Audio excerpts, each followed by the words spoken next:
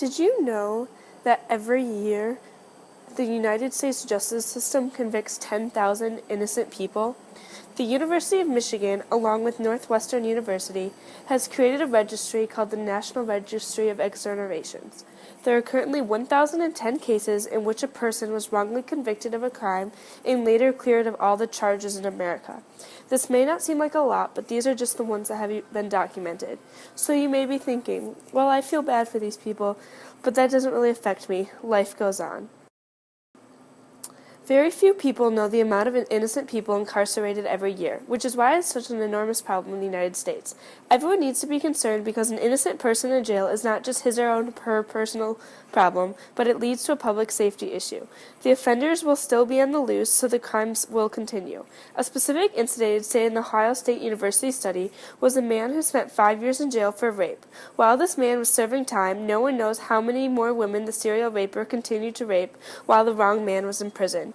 For every innocent person sent to jail, a guilty person walks free, which will incentivize him or her to commit more crimes.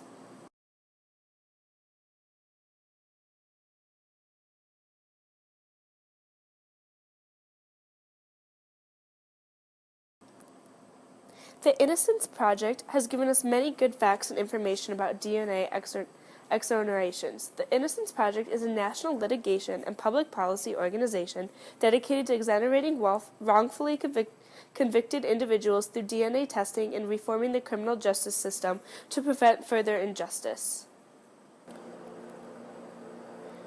Even in many of the states that grant access to DNA testing, the laws are limited in scope and substance. Motions for testing are often denied, even when a DNA test would undoubtedly confirm guilt or prove innocence, and an inmate offers to pay for testing.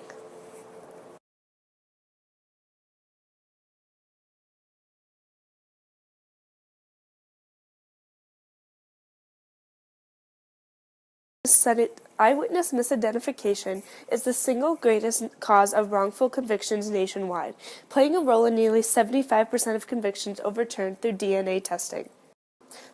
In about 25% of DNA exoneration cases, innocent defendants made incriminating statements, delivered outright guilty confessions, or pled guilty. Some wrongful convictions are caused by honest mistakes, but in far too many cases, the very people who are responsible for ensuring truth and justice, law enforcement officials and prosecutors, lose sight of these obligations and instead focus solely on securing convictions. So, we've shown that DNA can help save the day, but despite the widespread acceptance of DNA testing as a powerful and reliable form of forensic evidence that can conclusively reveal guilt or innocence, many prisoners do not have the legal means to secure testing on evidence in their case. I agree with Sophia Change. Even though every state has the right to enact its own laws on post-conviction DNA evidence, access should not be so difficult that some states deny constitutional rights. Sophia also states that the DNA evidence policy of all states in the Union should be standardized so that all of these wrongfully convicted have a chance at proving their innocence. The denial of access to evidence is a violation of due process. Incarcerating or executing innocent inmates is a cruel and unusual punishment, a violation of the Eighth Amendment. What would it mean to you if your loved one was locked up and you knew they were innocent? It is unconstitutional for those 8 states to keep the innocent in prison without giving them a chance to prove their innocence with DNA evidence.